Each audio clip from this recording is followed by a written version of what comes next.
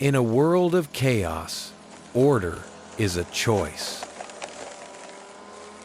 Most people pay a subscription to keep the entropy at bay, buying a temporary truce with the weeds. But true ownership begins with the tools in your own hands. 120 pounds for a lifetime of control.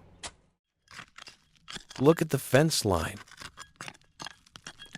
Where the soil was once a breeding ground for disorder, I laid down a permanent barrier.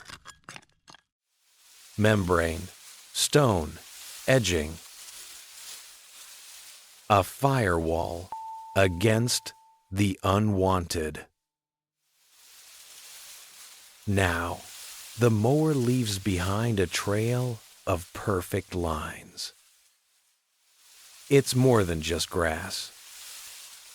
It's a mental defragmentation. Even the mulch in the front serves a purpose. A subtle boundary that guides the feet of strangers,